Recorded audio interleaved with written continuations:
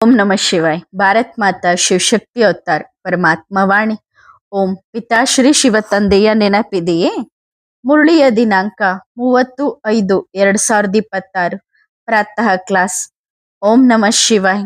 ಆಜ್ಞಾಕಾರಿ ಮಕ್ಕಳೇ, ತಮ್ಮನ್ನು ಆತ್ಮ ಎಂದು ತಿಳಿದು ನನ್ನನ್ನು ಅಂದರೆ ತಂದೆಯನ್ನು ನೆನಪು ಮಾಡಿರಿ. ಭವಿಷ್ಯದಲ್ಲಿ ಎಷ್ಟು ಉನ್ನತ ಪದವಿ ಪಡೆಯಬೇಕು ಅಷ್ಟನ್ನು ನೀವು ನಿಮ್ಮ ಪುರುಷಾರ್ಥದಿಂದ ಪಡೆದುಕೊಳ್ಳಬಹುದು.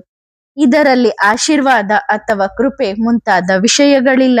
ತಂದೆಯು ಎಲ್ಲರ ಮೇಲೂ ಆಶೀರ್ವಾದ ಮಾಡುತ್ತಾರೆ ಎಂದಲ್ಲ. ಪ್ರತಿಯೊಬ್ಬರು ನಂಬರ್ ವಾರ್ ಪುರುಷಾರ್ಥದಂತೆ ಪರೀಕ್ಷೆಯಲ್ಲಿ ಪಾಸ್ ಆಗಬೇಕು. ಓಂ ನಮಃ ಶಿವಾಯ್. ಅಲ್ಲಿ ಕಾಯಿಲೆ ಮುಂತಾದವು ಇರುವುದಿಲ್ಲ. ಈ ಕಸ ಕಡ್ಡಿಗಳು ರಾವಣನ ರಾಜ್ಯದಲ್ಲಿ ಇರುತ್ತವೆ. ಅಲ್ಲಿ ಇರುವುದೇ ರಾಮರಾಜ್ಯ. ಕಾಯಿಲೆಯ ಹೆಸರು ಚಿಹ್ನೆಯೂ ಇರುವುದಿಲ್ಲ. ಅಸ್ಪೃಶ್ಯತೆ ಎನ್ನುವುದು ಅಲ್ಲಿ ಇರುವುದಿಲ್ಲ. ಇದು ಕೂಡ ಕೆಟ್ಟದ್ದೇ ಅಲ್ಲವೇ? ಅಲ್ಲಿ ಅಂತಹದ್ದು ಏನೂ ಇರುವುದಿಲ್ಲ. ಬಾಕಿ ದಾಸದಾಸಿಯರು ಇಲ್ಲಿ ತಯಾರಾಗಬೇಕು. ಇವೆಲ್ಲವೂ ಬೇಕಲ್ಲವೇ? ಚಾಂಡಾಲರು ಸಹ ಖಂಡಿತ ಬೇಕು. ಈಗಂತೂ ಅಂತಹ ಯಂತ್ರಗಳು ಬಂದಿವೆ. ಅದರಲ್ಲಿ ಹಾಕಿದರೆ ಸಾಕು, ಎಲ್ಲವೂ ಸಮಾಪ್ತಿ. ಅಲ್ಲಿ ನಿಲ್ಲುವ ಅವಶ್ಯಕತೆಯೂ ಇಲ್ಲ. ಕೊನೆಯಲ್ಲಿ ಸುಡುವ ಅಥವಾ ಅಳುವ ಬಡಿಯುವ ಅವಶ್ಯಕತೆಯೇ ಇರುವುದಿಲ್ಲ. ಎಲ್ಲದಕ್ಕೂ ಬೆಂಕಿ ಹತ್ತಿಕೊಳ್ಳುತ್ತದೆ. ನೈಸರ್ಗಿಕ ವಿಕೋಪಗಳಲ್ಲಿ ಎಲ್ಲವೂ ಬಂದು ಬಿಡುತ್ತದೆ ಅಲ್ಲವೇ? ಎಲ್ಲವೂ ಸುಟ್ಟು ಭಸ್ಮವಾಗಿ ಹೋಗುತ್ತದೆ.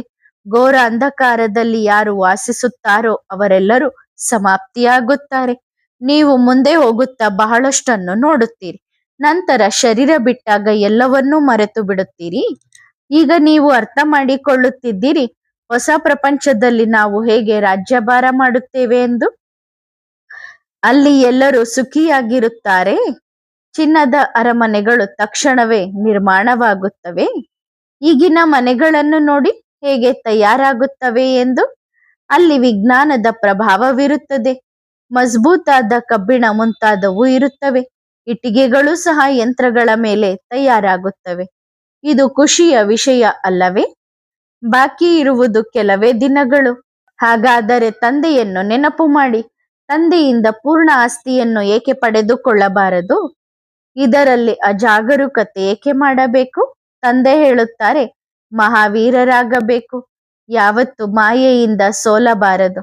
ಕಲ್ಪದ ಹಿಂದೆ ಯಾರು ಮಹಾವೀರರಾಗಿದ್ದಾರೋ ಅವರೇ ಈಗಲೂ ಆಗುತ್ತಾರೆ ಎಂದು ಬಾಬಾ ಅವರಿಗೆ ತಿಳಿದಿದೆ. ಕಲ್ಪದ ಹಿಂದೆ ಮಹಾವೀರರಾಗಲು ಎಷ್ಟು ಸಮಯ ಹಿಡಿದಿತ್ತೋ ಅಷ್ಟೇ ಸಮಯ ಈಗಲೂ ಹಿಡಿಯುತ್ತದೆ. ಒಂದು ನಿಮಿಷವೂ ಸಹ ಹೆಚ್ಚು ಕಡಿಮೆ ಆಗಲು ಸಾಧ್ಯವಿಲ್ಲ. ತಂದೆ ಕೇವಲ ನನ್ನನ್ನು ನೆನಪು ಮಾಡಿ ಮತ್ತು ಈ ಸೃಷ್ಟಿ ಚಕ್ರವನ್ನು ತಿಳಿದುಕೊಳ್ಳಿ ಎಂದು ಹೇಳುತ್ತಾರೆ. ಚಕ್ರದ ಬಗ್ಗೆ ನಿಮಗೆ ತಿಳಿದಿದೆ ಅಲ್ಲವೇ? ಹೇಳುತ್ತಾ ಕುಳಿತುಕೊಳ್ಳುತ್ತಾ ನಡೆಯುತ್ತಾ ಬುದ್ಧಿಯಲ್ಲಿ ಈ ನೆನಪು ಇರಬೇಕು. ಕೊನೆಯ ಫಲಿತಾಂಶವನ್ನು ಸಹ ತಿಳಿಸುತ್ತಾರೆ. ಬಹುಮಾನ ಸುಮ್ಮನೆ ಸಿಗುವುದಿಲ್ಲ. ನೀವು ಶಾಂತಿ ಸ್ಥಾಪಕರು. ನಾವು ವಿಶ್ವದಲ್ಲಿ ಶಾಂತಿಯನ್ನು ಸ್ಥಾಪನೆ ಮಾಡುತ್ತಿದ್ದೇವೆ ಎಂದು ನಿಮಗೆ ತಿಳಿದಿದೆ. ಕೆಲವರಿಗೆ ತಿಳಿದಿದೆ, ಕೆಲವರಿಗೆ ತಿಳಿದಿಲ್ಲ. ವಿನಾಶವು ಎದುರಿಗೆ ನಿಂತಿದೆ ಎಂದು ತಿಳಿಸಲಾಗುತ್ತದೆ. ತಂದೆಯು ಸ್ವರ್ಗವನ್ನು, ಹೊಸ ಪ್ರಪಂಚವನ್ನು ಸ್ಥಾಪನೆ ಮಾಡುತ್ತಾರೆ. ಹಳೆಯ ಪ್ರಪಂಚಕ್ಕೆ ಬೆಂಕಿ ಹತ್ತಿಕೊಳ್ಳಲಿದೆ. ಸತ್ಯಯುಗದಲ್ಲಿ ಬಹಳ ಕಡಿಮೆ ಜನರಿರುತ್ತಾರೆ. ಸಮಯವನ್ನು ನೋಡುತ್ತಾರೆ. ಮುಂದೆ ಹೋಗುತ್ತಾ ನೋಡುತ್ತಿರುತ್ತೀರಿ, ಒಬ್ಬರಲ್ಲ ಒಬ್ಬರ ಬಾಯಲ್ಲಿ ಬರುತ್ತಿರುತ್ತದೆ. ಮತ್ತೆ ದೊಡ್ಡ ಮಹಾಭಾರತ ಯುದ್ಧವಾಗುತ್ತದೆ ಎಂದು ತಿಳಿದುಕೊಳ್ಳುತ್ತಾರೆ. ಆದರೆ ತಂದೆ ತಿಳಿಸುತ್ತಾರೆ, ಈಗ ಸಮಯ ಬೇಕು. ಮಕ್ಕಳೇ, ಇನ್ನೂ ತಯಾರಾಗಿಲ್ಲ. ಎಲ್ಲರಿಗೂ ಸಂದೇಶವೇ ತಲುಪಿಲ್ಲ. ಸಂಪೂರ್ಣ ಸೂರ್ಯವಂಶಿ ಚಂದ್ರವಂಶಿ ರಾಜಧಾನಿ ಸ್ಥಾಪನೆಯಾಗುತ್ತಿದೆ. ಇದು ಅದ್ಭುತ ಅಲ್ಲವೇ? ಅದಕ್ಕಾಗಿಯೇ ತಂದೆ ತಿಳಿಸುತ್ತಿರುತ್ತಾರೆ, ನಿಮ್ಮನ್ನು ನೀವು ಸಂಭಾಳಿಸಿಕೊಳ್ಳಿ. ತಮ್ಮನ್ನು ಆತ್ಮ ಎಂದು ತಿಳಿದು ನನ್ನನ್ನು ಅಂದರೆ ತಂದೆಯನ್ನು ನೆನಪು ಮಾಡಿರಿ. ಭವಿಷ್ಯದಲ್ಲಿ ಎಷ್ಟು ಶ್ರೇಷ್ಠ ಪದವಿ ಪಡೆಯಬೇಕೋ ಅಷ್ಟನ್ನು ನೀವು ಪುರುಷಾರ್ಥದಿಂದ ಪಡೆದುಕೊಳ್ಳಬಹುದು. ಇದರಲ್ಲಿ ಆಶೀರ್ವಾದ ಅಥವಾ ಕೃಪೆ ಮುಂತಾದ ವಿಷಯಗಳಿಲ್ಲ. ತಂದೆಯು ಎಲ್ಲರ ಮೇಲೂ ಆಶೀರ್ವಾದ ಮಾಡುತ್ತಾರೆ ಎಂದಲ್ಲ. ಪ್ರತಿಯೊಬ್ಬರು ನಂಬರ್ ವಾರ್ ಪುರುಷಾರ್ಥದಂತೆ ಪರೀಕ್ಷೆಯಲ್ಲಿ ಪಾಸ್ ಆಗಬೇಕು. ಯಾರು ಕಲ್ಪದ ಹಿಂದೆ ಶ್ರೇಷ್ಠ ಪದವಿ ಪಡೆದಿದ್ದಾರೋ ಅವರೇ ಆ ಪದವಿಯನ್ನು ಪಡೆಯುತ್ತಾರೆ. ಪುರುಷಾರ್ಥ ಮತ್ತು ಪುರುಷಾರ್ಥ ಡ್ರಾಮಾದ ಅನುಸಾರ ಪುರುಷಾರ್ಥವನ್ನು ಅವಶ್ಯವಾಗಿ ಮಾಡುತ್ತಾರೆ ಎಂದು ತಂದೆಗೆ ಗೊತ್ತಿದೆ. ಕಲ್ಪದ ಹಿಂದೆಯೂ ಮಾಡಿದ್ದರು. ನಾವು ಸಾಕ್ಷಿಯಾಗಿ ನೋಡುತ್ತೇವೆ. ಮಕ್ಕಳಾದ ನೀವು ನೆನಪಿನ ಯಾತ್ರೆಯಲ್ಲಿ ಇರಬೇಕು. ಈ ನೆನಪಿಗೆ ಯಾತ್ರೆ ಎಂಬ ಹೆಸರು ಸರಿಯಾಗಿಯೇ ಇಡಲಾಗಿದೆ.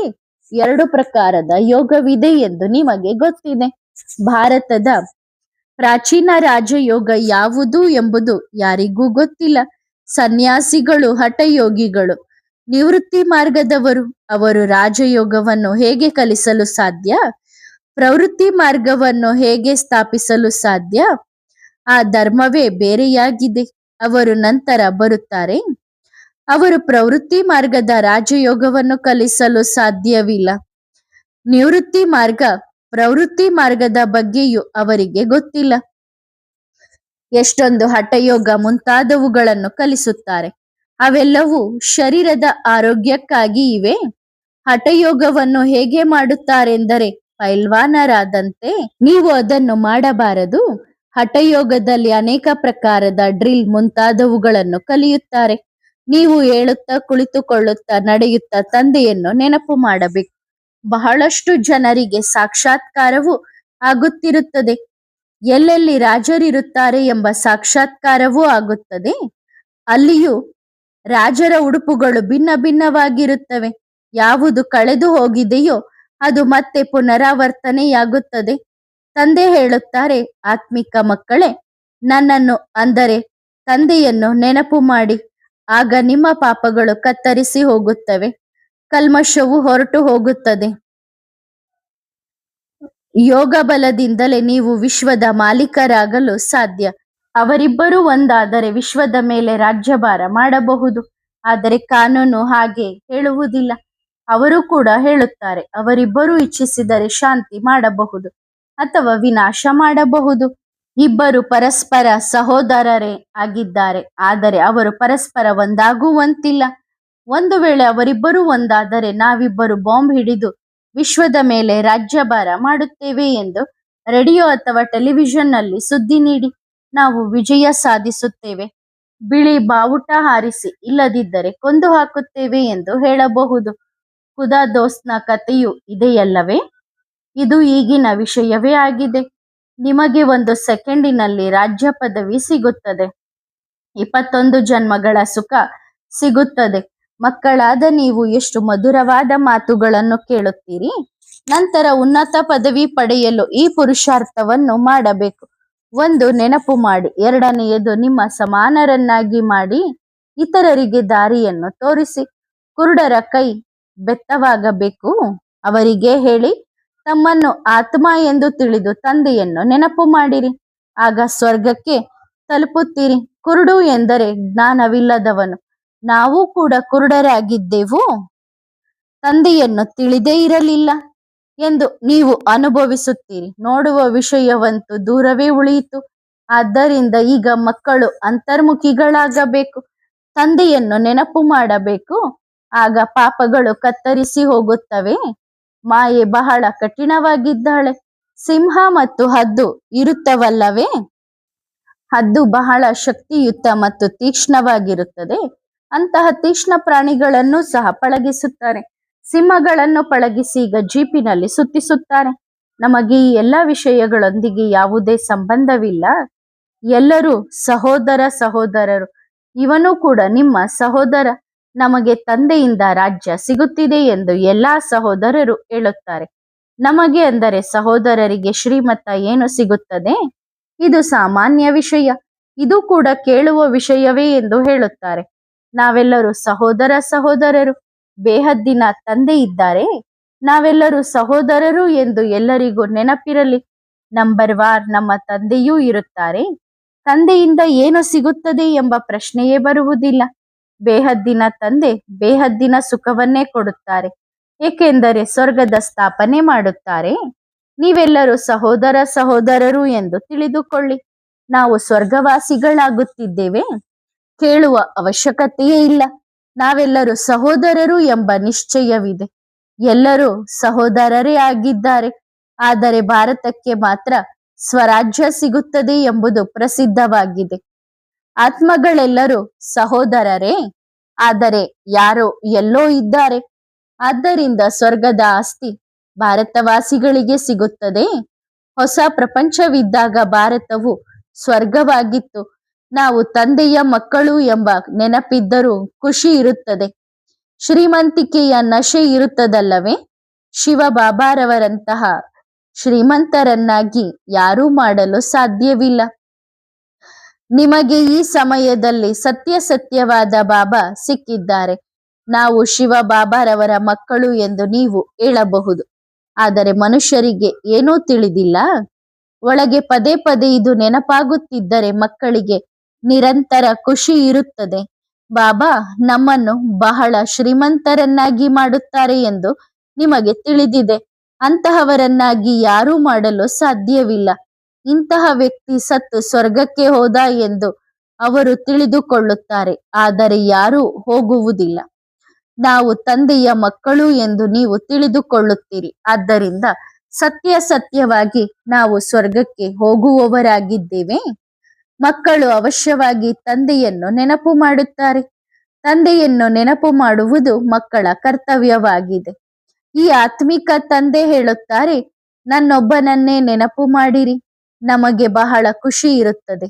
ನಾವು ಶಿವ ಬಾಬಾರವರ ಮಕ್ಕಳೇ ಆಗಿದ್ದೇವೆ.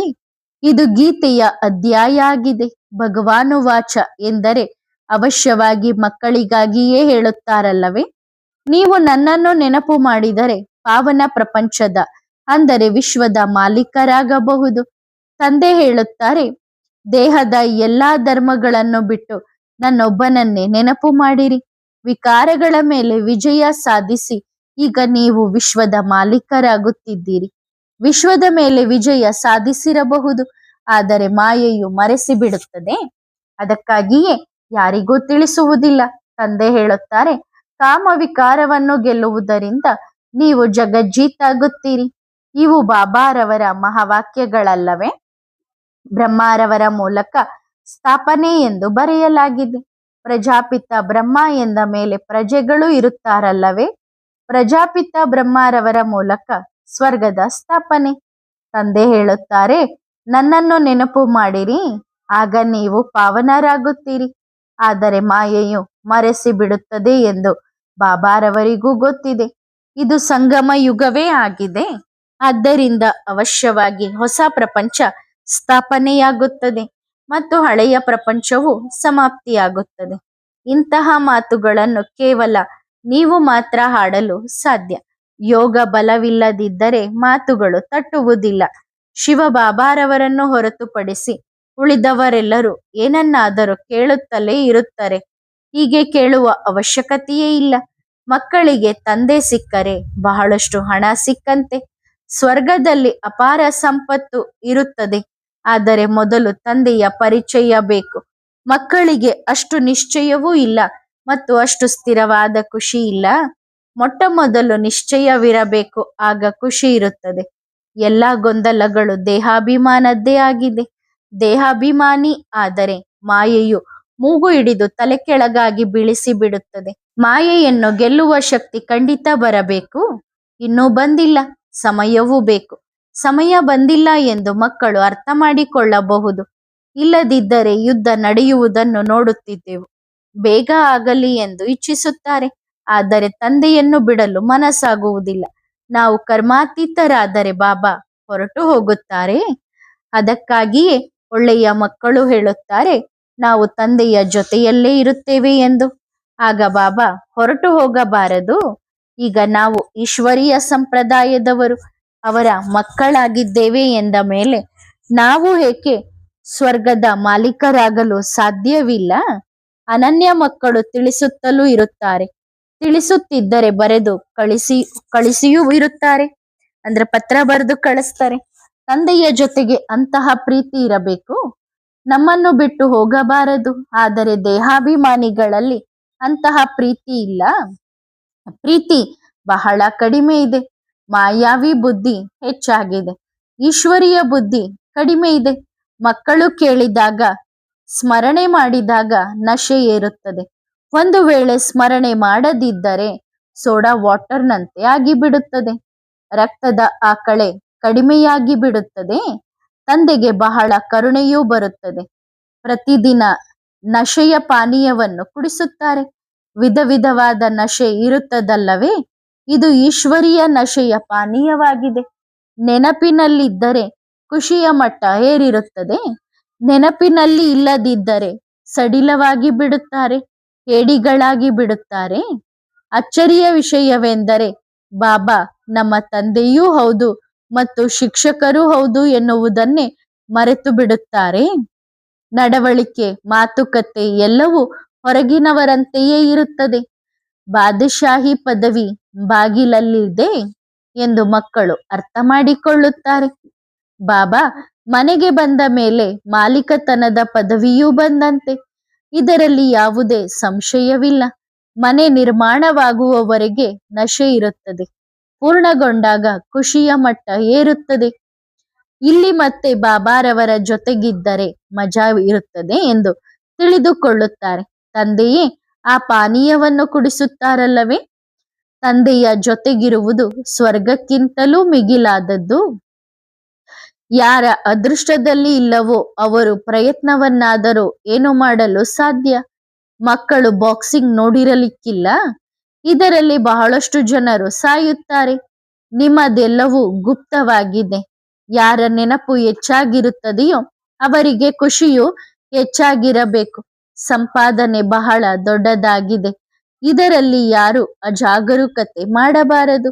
ವಿಚಾರ ಸಾಗರ ಮಂಥನ ಮಾಡುವುದು ಲಾಭದಾಯಕವಾಗಿದೆ. ಎಷ್ಟು ವಿಚಾರ ಸಾಗರ ಮಂಥನ ಮಾಡುತ್ತೀರೋ ಅಷ್ಟು ಒಳ್ಳೆಯ ಅಂಶಗಳು ಸಿಗುತ್ತವೆ. ಭಾಷಣವನ್ನು ಚೆನ್ನಾಗಿ ಮಾಡಬಹುದು.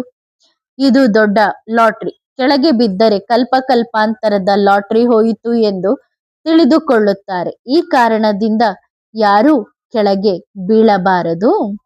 ಒಳ್ಳೆಯದು. ಆತ್ಮಿಕ ಮಕ್ಕಳಿಗೆ ಆತ್ಮಿಕ ಬಾಪ್ ದಾದಾರವರ ನೆನಪು, ಪ್ರೀತಿ ಮತ್ತು ಗುಡ್ ಮಾರ್ನಿಂಗ್. ಆತ್ಮಿಕ ಮಕ್ಕಳಿಗೆ ಆತ್ಮಿಕ ತಂದೆಯ ನಮಸ್ತೆ. ಆತ್ಮಿಕ ಮಕ್ಕಳು ಆತ್ಮಿಕ ತಂದೆಗೆ ಮಾಡುವ ನೆನಪು, ಪ್ರೀತಿ ಮತ್ತು ನಮಸ್ತೆ ನಮಸ್ತೆ ನಮಸ್ತೆ. ಧನ್ಯವಾದ ಬಾಬಾ, ಶುಕ್ರಿಯ. ವರದಾನ: ಬಂಧನ ಮುಕ್ತ ಭವ. ಮಕ್ಕಳಾದ ನೀವು ನಿಮ್ಮನ್ನು ಬಂಧನ ಮುಕ್ತರೆಂದು ಅನುಭವ ಮಾಡುತ್ತೀರಾ? ಬಂಧನ ಮುಕ್ತರಾಗಲು ಯಾವ ಪುರುಷಾರ್ಥ ಮಾಡಬೇಕು? ಒಂದು ದೇಹದ ಬಂಧನ, ಇನ್ನೊಂದು ಮನಸ್ಸಿನ ಬಂಧನ. ಒಂದು ವೇಳೆ ಇನ್ನು ದೇಹದ ಬಂಧನವಿದ್ದರೆ ಅವಶ್ಯವಾಗಿ ತಂದೆಯ ಜೊತೆಗೆ ಸರ್ವ ಸಂಬಂಧಗಳನ್ನು ಜೋಡಿಸಿಲ್ಲ ಎಂದರ್ಥ. ದೇಹಿಯ ಸಂಬಂಧವನ್ನು ತಂದೆಯ ಜೊತೆಗೆ ಜೋಡಿಸಿಲ್ಲ. ತಂದೆಯ ಸ್ಮೃತಿ ಮತ್ತು ದೇಹಿ ಸ್ವರೂಪದ ಸ್ಮೃತಿಯ ಧಾರಣೆಯಾಗಿಲ್ಲ. ಮೊದಲ ಪಾಠವೇ ಕಚ್ಚಾ ಆಗಿದೆ.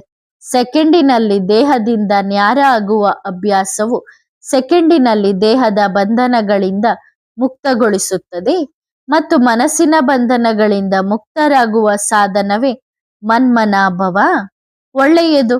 ಓಂ ನಮಃ ಶಿವಾಯ.